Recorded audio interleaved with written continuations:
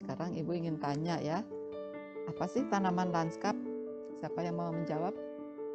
Nah, ini keaktifan termasuk dinilai ya. Nanti kakak asisten juga mencatat. Siapa yang menjawab tanaman lanskap itu apa?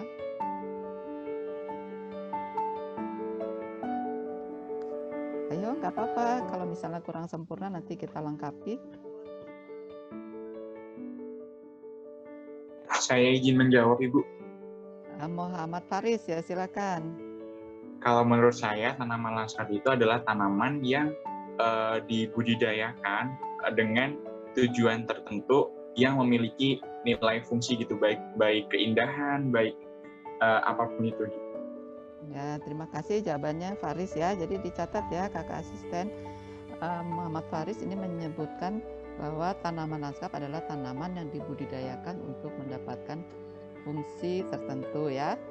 Nah, itu betul, tapi belum 100 nih. Siapa yang akan menambahkan? Izin menambahkan, Ibu. Ya, boleh siapa? Diva. Ya, Diva Nabila. silakan Diva. Sebelumnya mohon maaf kalau misalnya saya keliru. Mungkin saya menambahkan tadi jawaban teman saya. Tanaman lanskap adalah tanaman yang dibudidayakan dengan tujuan memenuhi nilai estetika seperti itu, Bu. Nilai estetika. Terima kasih. Ya, terima kasih Diva. Ini ada betulnya, tapi juga belum 100. Nah, siapa lagi yang mau menjawab? Nambahkan ya. 2 orang itu benar, tapi masih ada yang bisa ditambahkan. Ayo, siapa? Apakah tanaman yang tidak dibudidayakan? Ya. Izin menjawab, Ibu. Ya, siapa namanya? Diva. Diva menambahkan lagi, silakan. Tanaman yang tidak dibudidayakan itu juga bisa jadi tanaman lanskap juga, Bu. Jadi tanaman lanskap itu termasuk yang dibudidayakan maupun yang tidak kita budidayakan. Seperti itu. Untuk kuis, waktunya 30 menit nanti. Ada 40 pertanyaan, ada 40 foto. Masing-masing foto waktunya 45 detik seperti kemarin. Raise hand bagi yang sudah siap. Sudah siap, Ibu. Siap, Bu. Sudah siap, Ibu. Ya, raise hand semua. Ini checking supaya untuk melihat yang pada standby. Oke, baik. Kita mulai saja ya. Ini adalah kuis tanaman lanskap 1. Rulesnya seperti ini. Sudah dipahami ya? Sudah disiapkan semua alat tulisnya. Kita mulai. 1, 2,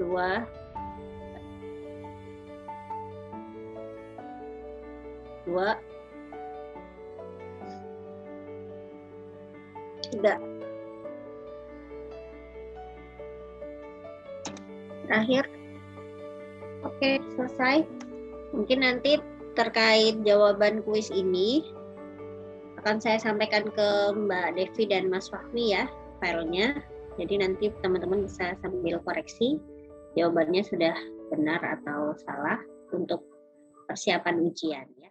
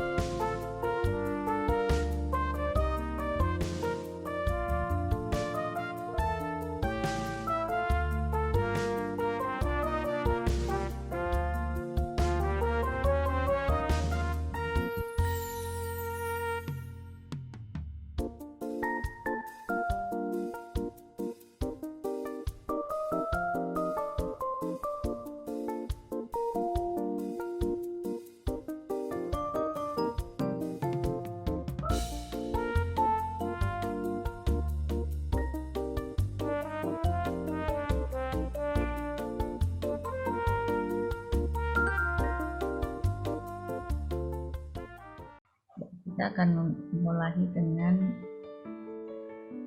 bagian-bagian elemen konstruksi ya. Jadi seperti kemarin kita bahas bahwa struktur bangunan itu ada yang berada di atas permukaan tanah dan ada yang berada di bagian bawah permukaan tanah ya. Kemarin kita sudah membahas yang ada di bagian bawah yaitu fondasi. Mudah-mudahan sudah sempat dilihat-lihat lagi dan kemudian sudah lebih paham ya.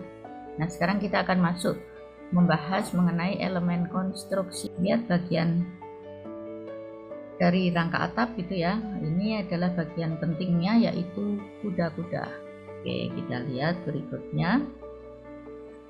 Kita akan masuk kepada struktur atasnya, upper structure kemarin ya. Nah, ini adalah skema bentuk-bentuk atap. Baik, ini mungkin akan lanjut Bu Pinkan ya, Bu. Baik, terima kasih Bu Indung. Terima kasih penjelasannya Bu Indung. Ya, sami-sami. Baik ya, saya akan melanjutkan apa yang sudah dijelaskan Bu Indung ya mengenai struktur konstruksi bangunan ini ya. Nah, di sini Anda bisa lihat bahwa di sini ada transfer beban. Jadi kalau seandainya Anda lihat bahwa beban itu dia dari atap mengecil sampai ke bawah itu dia membesar. Makanya tadi kolom tadi kan makin di atas dia menerima kecil, makin ke bawah makin besar. Tapi kalau seandainya demi estetika, maka kolom itu dibikin sama ukurannya ya. Jadi jangan sampai Anda boleh sih bikin kolomnya tadi ukurannya mengecil-mengecil karena menyesuaikan bebannya, tetapi demi estetika sehingga kolom itu dibuat sama besarnya. Tapi yang dilihat itu adalah yang jadi patokan adalah beban yang paling besar ya untuk yang menjadi patokan untuk dimensi kolomnya. Baik, Assalamualaikum warahmatullahi wabarakatuh.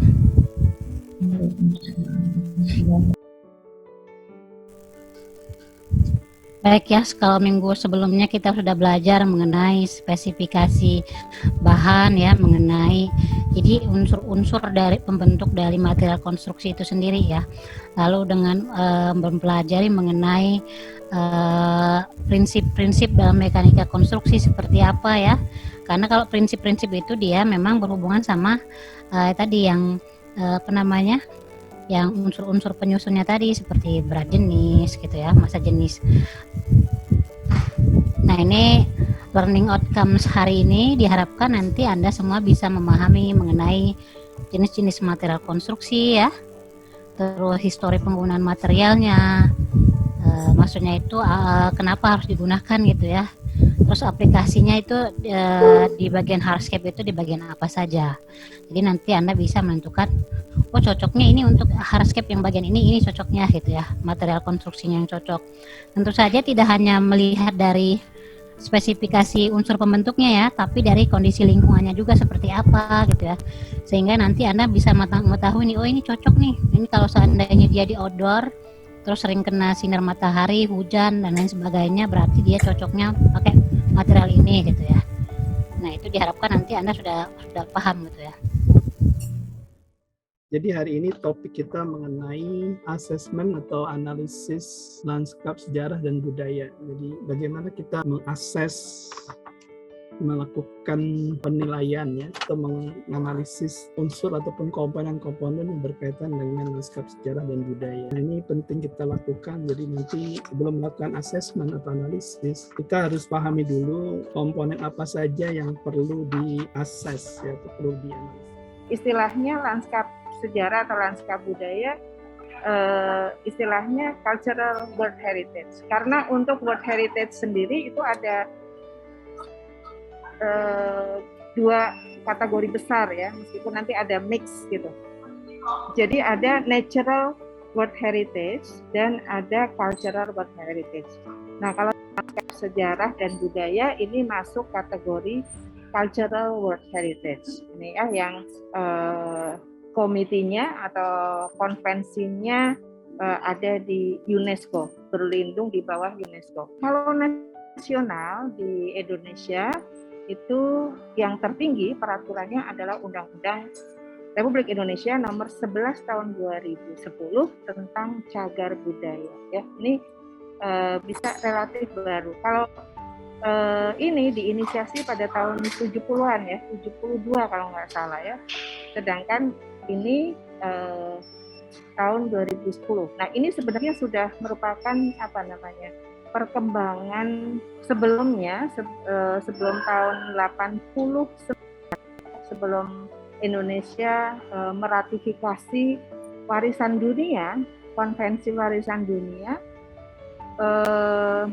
dasar hukum atau undang-undang yang digunakan di Indonesia dalam melestarikan lanskap sejarah dan budaya itu mengikuti hukum Belanda ya. Waktu itu sampai merdeka berapa tahun begitu ya, sampai tahun 89 itu masih menggunakan undang-undang yang hasil pemerintah kolonial. Nah, tentunya pada saat itu juga banyak masalah ya, karena misalnya sanksi dan sebagainya sudah tidak relevan lagi. Baik, selanjutnya itu ada universal value atau nilai penting. Stonehenge ini memenuhi 3 kriteria universal value menurut UNESCO.